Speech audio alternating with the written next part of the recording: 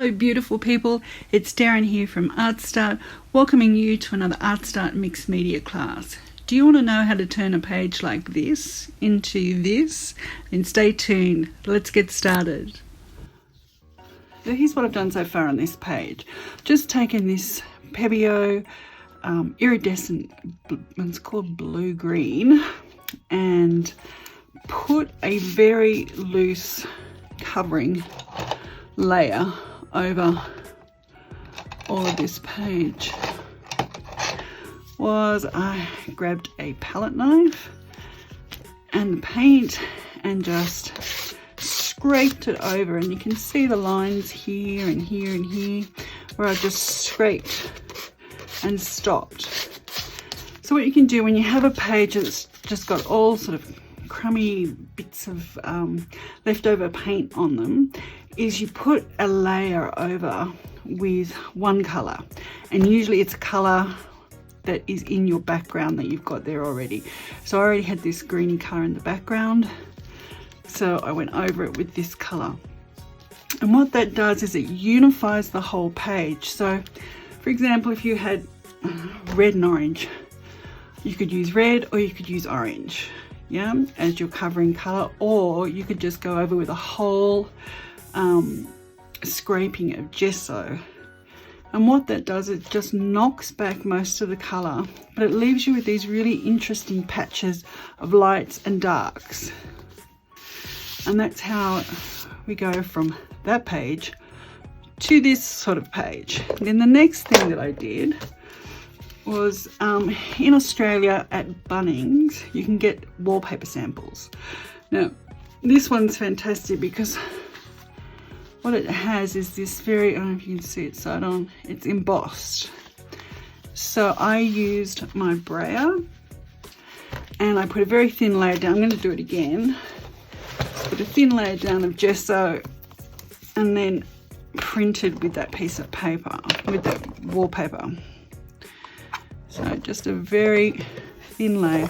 Make it about as wide as your brayer. It makes it a bit easier. And then just roll it onto your brow. So you've got a thin layer all over your brow.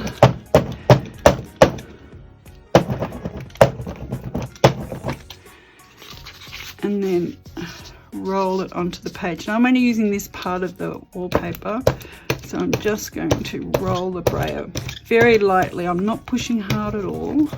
And I'm just rolling over that section and then putting that down. I'll put that here. And what you get, you can see the ones that I've already done, but you get that very sort of watercolory kind of looking plant material. So I'll do it again. I want to get a few of these on this page.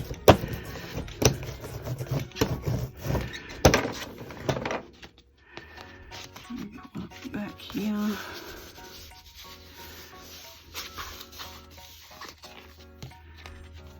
Now, see how they've got ends coming like this? We can join that up. Just line up the bottom again, like that. Oh, there's not enough paint on it. A little bit more paint on that one. Line it up like so, and take it off the page. Now this leaf material, again, we can line up the trunk of the tree and just rub the leaf part. So you're not rubbing the whole piece of wallpaper, you're just rubbing the parts that you want to get. So then you can put this leaf, a bunch of leaves, anywhere that you like on the page. This one I did with, I tried it with more water in the gesso, and it didn't give me a very good look. So again, thin amount of gesso on your brow, lightly go on the wallpaper.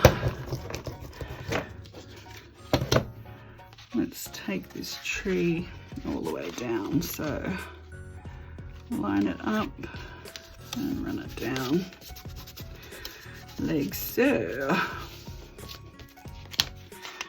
And that one didn't come out very well. I need some more gesso. This is a little bit more difficult to do on this kind of surface because you're not getting an even coating. So I probably should have got my palette out and done it on a palette which was a flat surface. Would have been easier.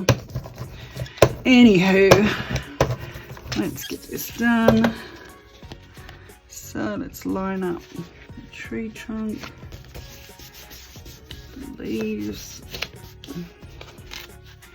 like so. Now that hasn't joined up there very well. So what I might do is just go again. Here we go. Okay, now I may put a few little leaves over on this side.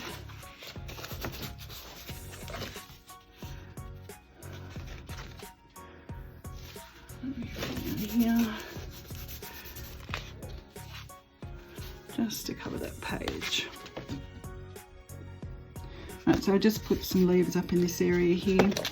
Again, oops, that's why you don't roll on top of your page.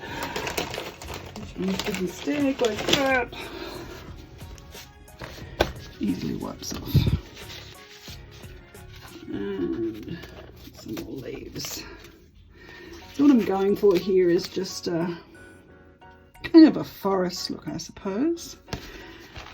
Now, so we've had our background of our leftover bits of paint. We've put one layer to unify over the top, which has allowed us to get these lights and darks. Then we've gone over with our wallpaper sample, and you can get these from most wallpaper shops as well.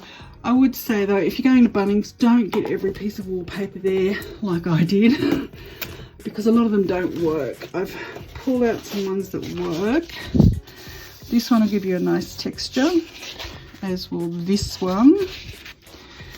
This one's also got the embossed, so you can see whenever they're embossed and they're raised up like that, you can print from those marks. This one worked well, but some of them that didn't work at all. This one, yeah, that one didn't work. I did that one. And this one that you think would work, didn't. And I haven't tried this one yet, but I think that should work pretty well with that brick mark. Hey, hey, hey, leave that. God, my dog's just eating a pallet that fell on the floor. Oh, naughty girl. Okay, so what do we do next? Well, I've lost the bit that I want to use. Hang on. So I put these things out. I think I'm going to use this lady that I stamped with my foam stamp that I just made with a pen. I just mounted that on a bit of foam core, so it's easier to print with. But I've got her, and I like the contrast of the orange against the green. Now, I think I might put her about here. And I've got these stickers that I made while we were printing as well. And I think I'm going to use this one, which has got the colours in that are on the page. And I'm going to use that, I think, it's like a moon, because we're coming up to Solstice tomorrow. And this is my Solstice page. I think what else I might need, I've got these other prints here. I want some of the black, but I don't want circles, so you can just pull the backing off like that. Let's see what we've got. That might be interesting. Just rip those off there.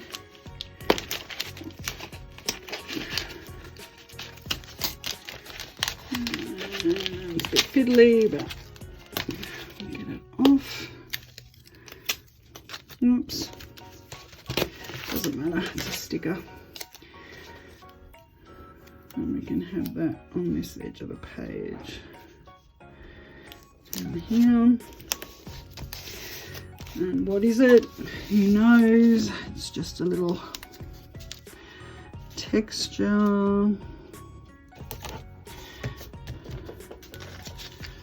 Oh, she's there. No, okay, there. Let's put her there. Okay, so I'm going to glue these down and be right back. Of course, using the soft gel matte medium, acrylic medium. This is a Liquitex one, but they're all good. Golden's is good as well. Okay, so they're all stuck down. And what I thought I might do now is I've just got a little bit of medium on my brush still. I'm just doing a very thin line. Because what I want to do is suggest trees behind these ones. So not doing the whole thing, just sort of light, thin trees that might be in the background, so you wouldn't see them all. So it just gives that suggestion that she's in a forest and that there are more trees than the ones that are in front, coming in and out. Okay, so looking at this now, I could leave it just as it is. It kind of looks finished to me, but I think it needs a little bit more as far as light goes. So I may, if this is our light source, because it's the moon, it would be flowing this way. So this side of the trees would be lighter and the other side would be darker. Now, since we use this green in the background, we can get that out again. This was the original green that was on the background. I need to darken that up a little bit. So we will get darker blue. That's the iridescent one. And we can just mix that up so that we've got a bit of a greeny, dark colour, dark green. Okay, now since these trunks are fairly wispy because we use that printing method with the wallpaper, dry my brush on the towel. We don't want to put really thick, strong lines down there because we'll lose all that texture. Let's have a look. So what I'm doing is just skipping, leaving some places dark and some light still. So it's too much.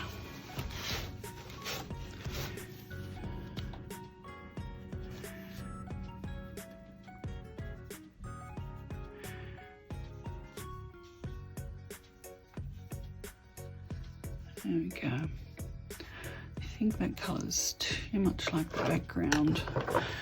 I need to add a little bit more dark to it.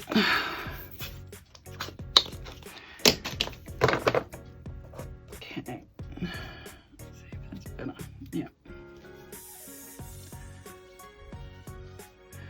Okay, we can see that a little bit more now. So just skipping along. So if you do it on all the right side, I forgot what it was called then, oh dear, then that will suggest that this side is light and that side is dark. Just continue that. So in any of your paintings, you want to make sure that your light source is the same all the way through. Okay, now This over here would probably be a bit darker because the moon was showing it shining this way. So let's put a little bit of dark up in this corner.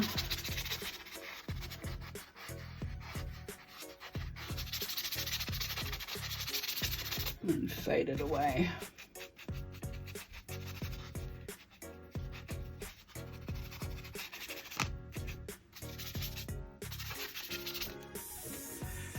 You could also add a little bit of dark behind her, just for variety.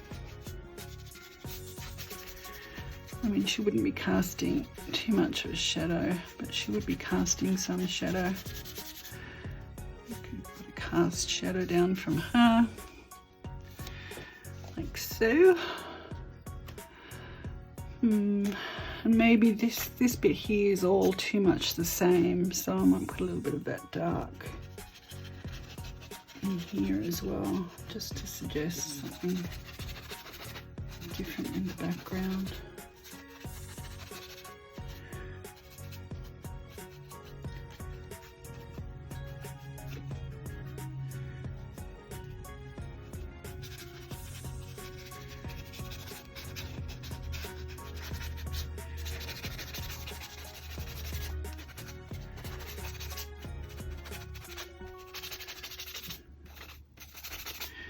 Just fading it out wherever I want to run it out, just scrubbing like that, not putting any more paint on the brush.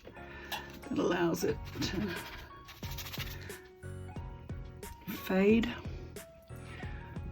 a bit more through here.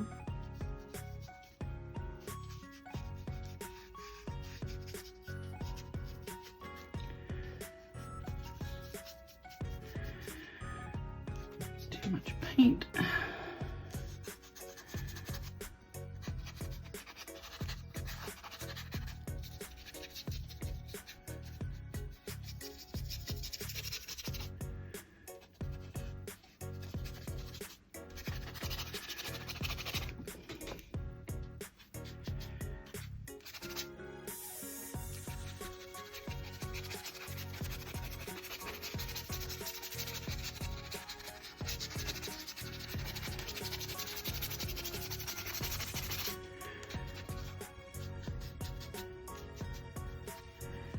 Going around those leaves there, and then fading that out with scumbling. So on this side, so I'd say the dark would probably come through here too, like so. This could say maybe be the undergrowth. We have bushes and things. And that gives us another sense of dimension, because the trees now look like they're in front of those bush-like structure.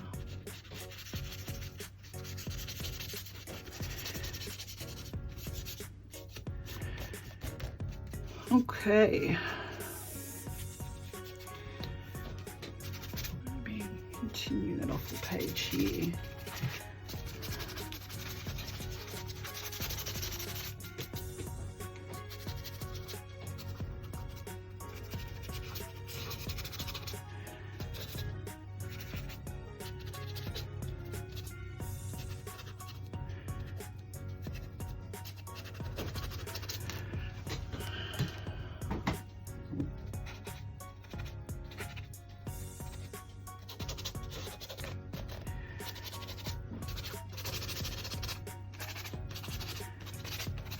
Okay, so I'm going to leave that there for a minute. I just want to show you this too, just a different way of putting your excess paint onto another page. Just using a palette knife. This is how I did it on that page with the green over the top, except of course I went down in that sort of direction. This is just another way, instead of just putting it all on in a scribble, you can get these kind of marks and give you something different to work from. It also puts the paint on a lot thinner, so it dries quicker and you can get back to your work quicker because you're not fiddling around with wet paint.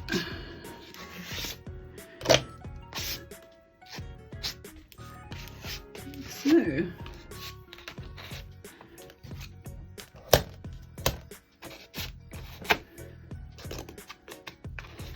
you can just grab those wet parts and just keep scraping until it's all nearly dry, like that. Okay. No. Did have a bit of gesso left on my palette knife, so I can just go in and make some marks on top like so. Fill in the background like that.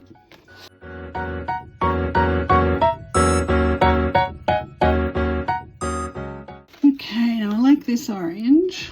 I'm going to use my bear stamp that I made, which is based on a Native American design. Just grab a sponge.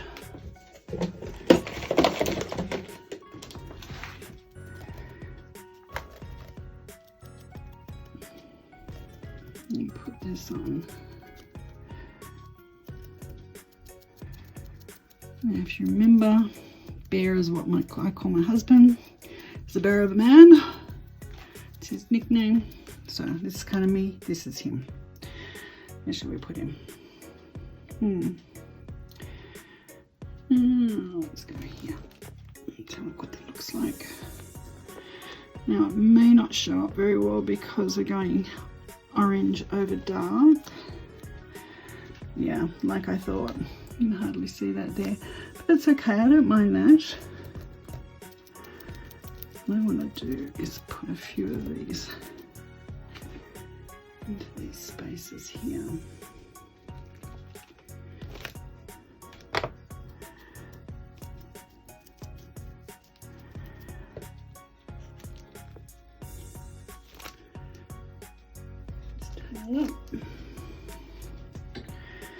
And I'll wipe those off straight away.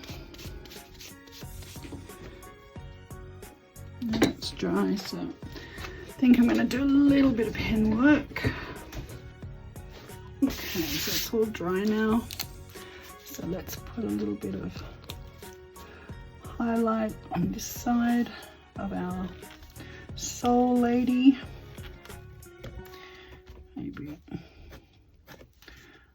draw a few more details in. Let's give her some hair. Why not?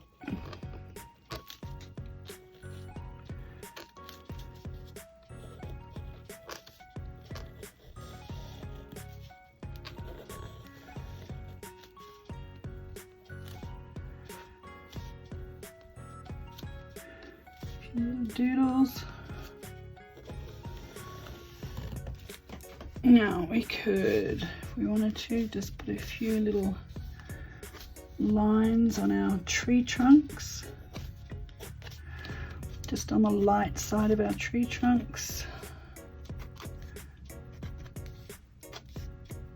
Not all the way up, just in a few places. Let's give a bit of texture. Maybe around our moon. We could put some rings. Just suggest moonlight. Maybe a few leaves getting hit by the light.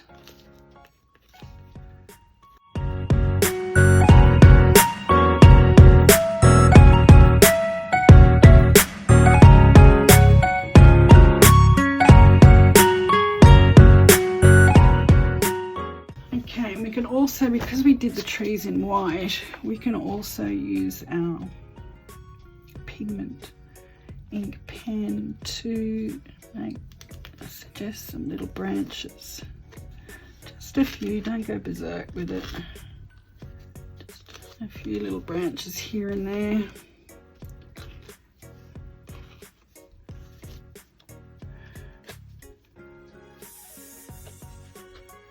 And we can just do around our little bear figures here as well.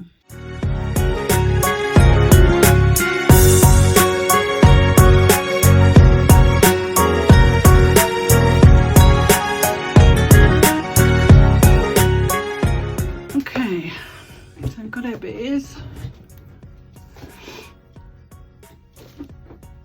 And I think what I'm just going to do is just right.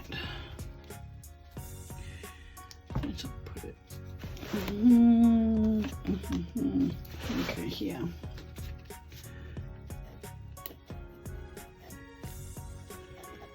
Solstice 2020. Just in there like that. For a little bit of ground to stand on. And I'll probably doodle with this some more, but that's where I'm going to leave it today. So there's getting a page that just had bits of paint all over it and bringing that in together into a full completed journal page. Hope you enjoyed that class today, and I'll see you next time as we get our art started with ArtStart. Bye for now.